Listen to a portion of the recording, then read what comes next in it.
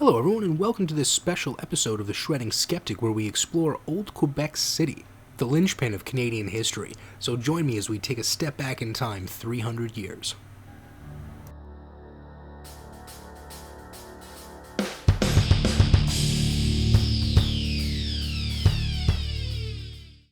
So as we step across the threshold of history, I'm struck by the feeling of the sublime, as the cold stone itself almost tells the tale of how nations were forged. As we gaze upon the fantastic view of this foreboding fortification, we can see why it was that this spot was chosen. At the time, the historical maximum range of most cannons was around 1 kilometer, and this pinch point in the river proved a perfect spot.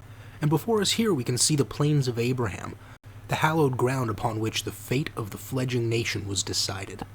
After the culmination of a 3-month siege, it was decided in less than 15 minutes by fewer than 10,000 men. The Citadel is still an active military base, and I was fortunate enough to be able to get a private tour because we were the only ones to show up that early in the morning. On display are some of the pieces of hardware that played a deciding role in Canada's fate, including this 210mm artillery piece which saw action during World War I, and also the famous Armstrong gun that could chuck a 125-pound projectile over 5 kilometers using about 50 pounds of powder. And by today's standards, this may resemble an old decrepit piece of railway equipment, but historically, given the limitations of the enemy's artillery, this could keep them at a distance and make this fortress unapproachable. The Citadel also has a great view of Old Quebec City, and we can see the boardwalk down there and the old Chateau Frontenac. Although it is an active military base, it does serve a historical function as a museum, as we see here our monument to Vimy Ridge.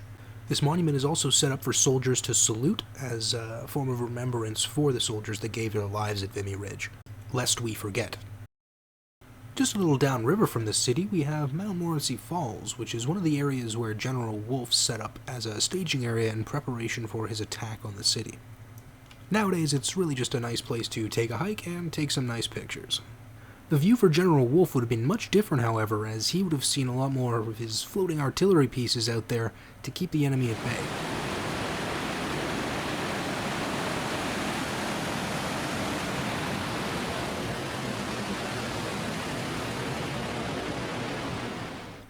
So, between the ice climbing that goes on in the wintertime and the zip lining that'll go on in the summertime, we're kind of in an off-season right now, so it's fairly quiet and just a nice time to stroll around. As you can see, the staircase and the parking lot below do offer you a nice option if you are of the adventurous, exercising sort, or you can just drive around the corner to the elevated parking lot. Inside the walled city of Quebec, you'll find some of the most spectacular architecture in the only walled-in city north of Mexico. And one of the highlights, if you guys come down here, is definitely the area known as Le Petit-Champlain. This area is beautifully lit at night, and during the day it is a fully functional artisan neighborhood where the people here are actually working in their shops as you go about your daily business. They also have to fit their delivery trucks down this road, as you can see by these little markers they have on the side for the trucks. And again, the chateau makes a ominous appearance from whatever angle you happen to see it from. Now, if you want to make a quick trip back up to the boardwalk, you can take the Funiculaire. This is basically like a giant elevator escalator that goes diagonally, and it's been in operation in various versions for over 100 years.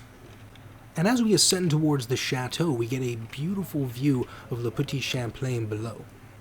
This unique elevator-escalator hybrid is one of the only funiculaires of its kind, and I would definitely recommend you guys take a ride on it if you have a chance to get out to Quebec City.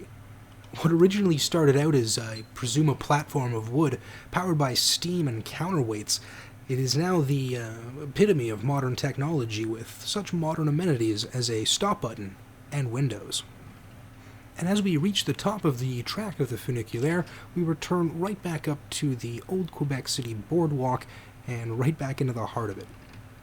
Below the boardwalk, there are actually cutaway sections where they have some of the old wall on display, and you can really get a look back in time to see how everything was set up several hundred years ago. So what might compel you to want to come down to Quebec City? Well, if you are a history buff, I would definitely recommend taking a few of the history tours out here because there's definitely a lot to see.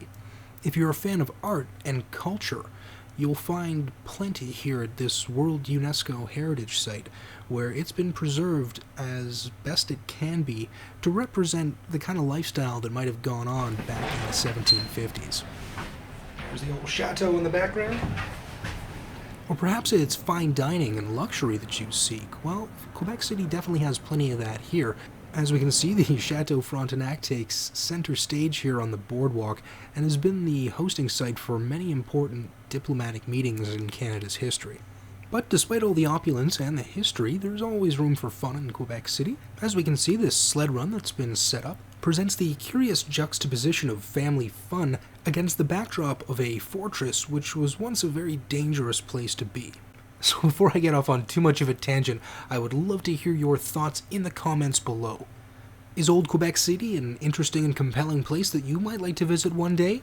Or is the drive maybe just a little bit too far? Let me know with a like or dislike below. And once again, everyone, thanks so much for tuning into this episode of The Shredding Skeptic. We'll see you next time. Have a Merry Christmas.